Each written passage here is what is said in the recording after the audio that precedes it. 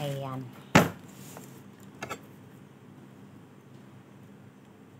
Ikat natin. Hinog na ito eh. Dalawa itong binili ko. Ito yung ginagawa kong juice sa umaga.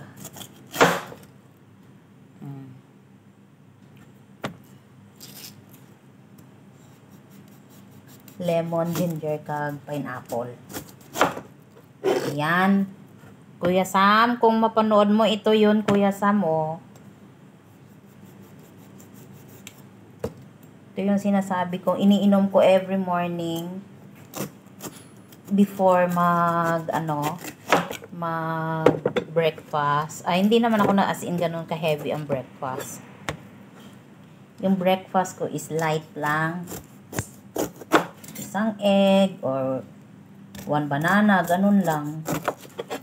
Ito yun.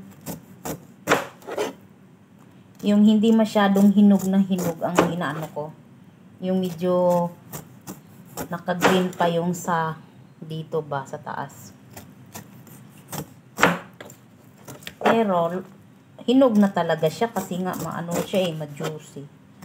Dito sa ilalim o medyo naka-yellow na. Yung isa doon, hindi ko pa yun babalatan. Pag natapos ko ito, saka ko yun babalatan.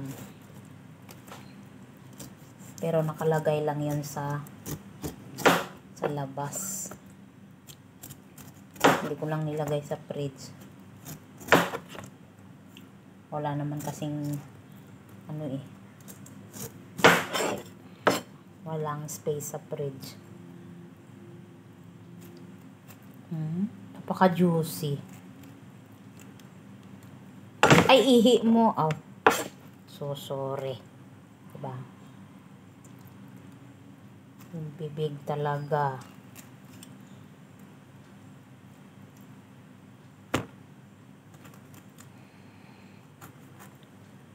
Ganito ako magbalat ng pinya. Kasi lumabas ako, kaya bumili na naman ako ng pinya. Every labas ko, dalawang pinya yan. Tsaka, itong pinya na to, hinahati ko siya sa 10 pieces na slice. Hindi siya masyado hindi siya masyado ganun kalaki.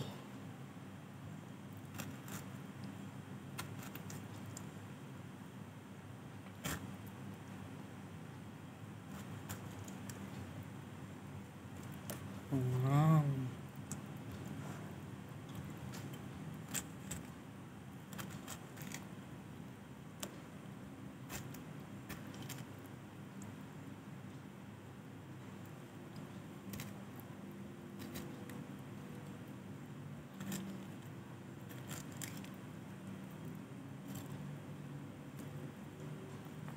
Tapos pag nag-juice ako dito, ginagawa ko ay half lang ang lemon.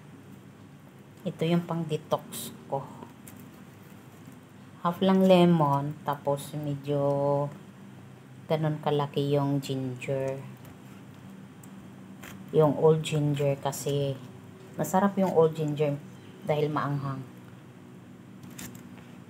Masarap siya inumin pag maanghang.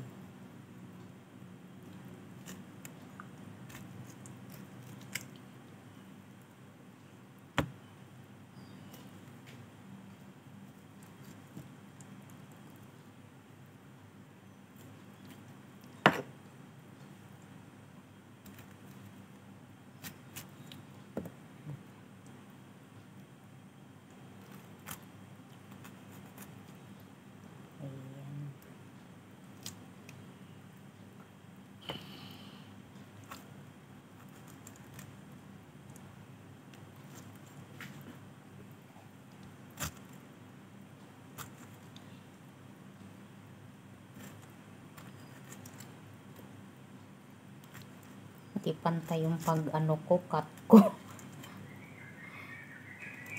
Okay lang yan. Importante matanggalan yung mata.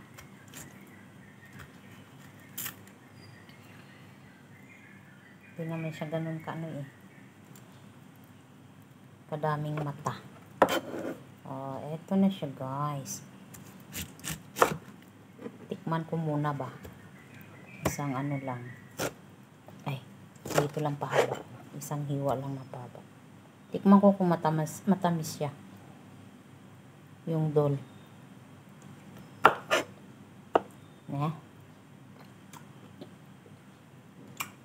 Ay, ang tamis niya, be. Matamis, tsaka juicy, oh. Tingnan mo yung juice niya, natanggal na. Tamis, guys.